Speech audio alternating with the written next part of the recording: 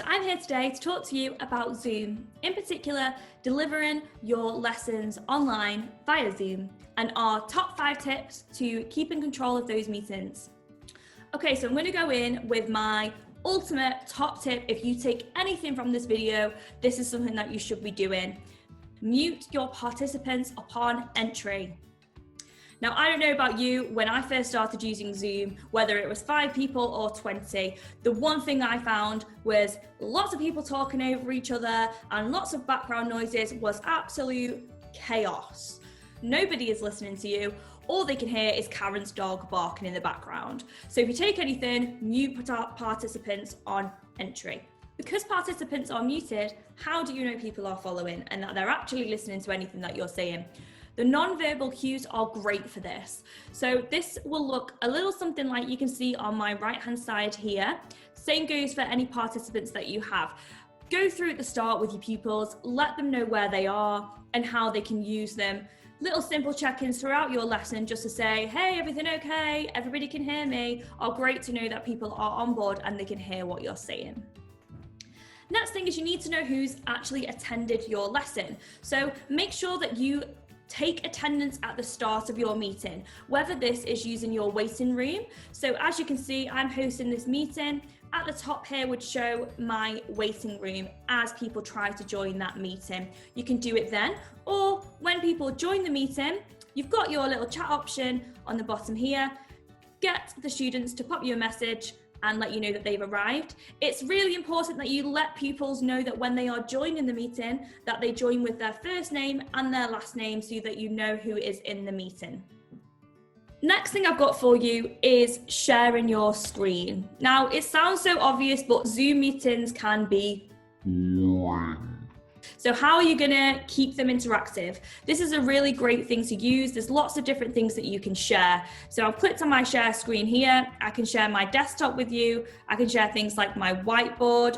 Whiteboard is great as you can use it like you would in a lesson. You know, you can draw on here, text on here, and it's a great tool to keep children interactive and being able to see what you're doing so that you're not just talking at them the entire time.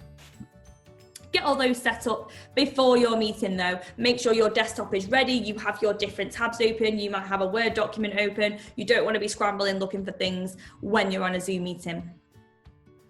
Okay, so my next tip is your breakout rooms. Now, I'm not sure if you've used these before, but if you look at the bottom on the right-hand side, I've got a little tool here to break my meeting into separate little groups. So great if you've got a meeting of, 20, 30 people, and you want to be able to split them off and then have little meetings with them individually while your big meeting is still happening. So if you click onto your breakout room here, you can either set them up in meeting like this, and you can automatically assign however many pupils into each group, or you can set them up prior to the meeting in your settings.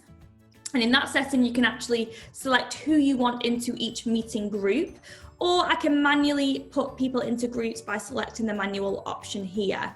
So if I just click on automatically create groups, create breakout rooms, I've got one breakout room here. I can add additional rooms and I can move them into different rooms here. So you can see now I've got Alex in one room and myself in another one. I can also, in my additional options, set how long I want my countdown to be. So when I say, right, the meeting's gonna end separately and we're gonna all come back together, it counts it down for me and brings everybody back. I can also allow people to return to the main session. I can close it after a particular amount of time. So lots of little options to look at there. So once I've created my breakout rooms, so you can see here, I've now got the 2 individuals I've been invited to those new rooms, and they will now remove from this main meeting into the other rooms. I can then skip between the different meeting rooms and have conversations with those individuals. So you can see now, I can broadcast a message to all.